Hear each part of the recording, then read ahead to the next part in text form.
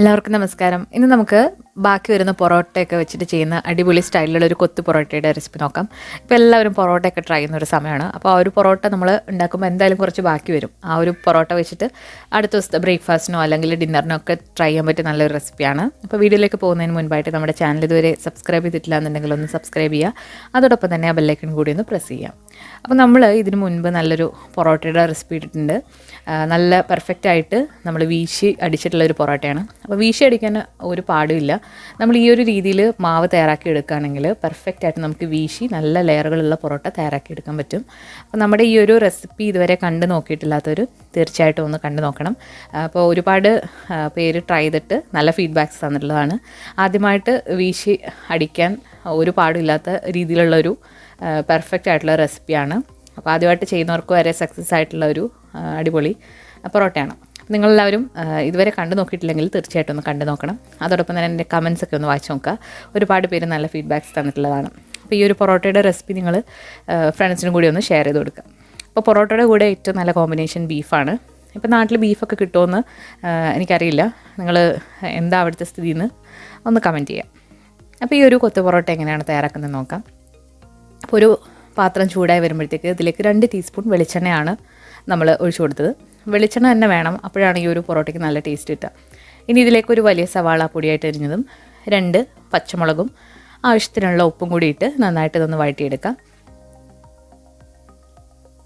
സവാളയൊക്കെ നിങ്ങളുടെ ഇഷ്ടമാണ്, കൂടുതൽ വേണമെന്നുണ്ടെങ്കിൽ കൂടുതൽ ചേർക്കാം.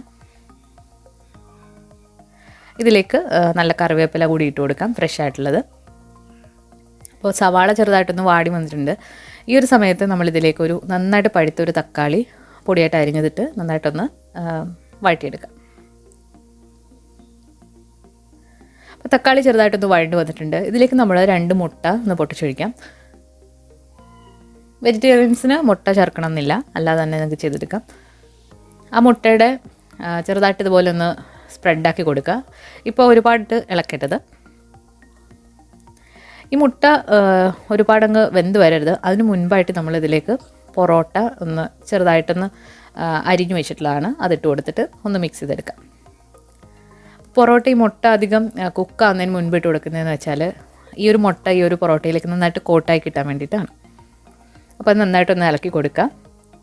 ഇതിലേക്ക് നമ്മൾ പൊടികളൊന്നും ഇപ്പോൾ ചേർത്തിട്ടില്ല. അപ്പോൾ ഇനി നമ്മളിതിലേക്ക് ചേർത്ത് കൊടുക്കുന്നത് ഗ്രേവിയാണ്. ഗ്രേവി എന്ന് പറയുമ്പോൾ ഞാൻ ഇവിടെ കുറച്ച് ബീഫിൻ്റെ ഗ്രേവിയും 2-3 കഷ്ണങ്ങളും കൂടി ഇട്ടിട്ടാണ് ഇട്ട് കൊടുക്കുന്നത്.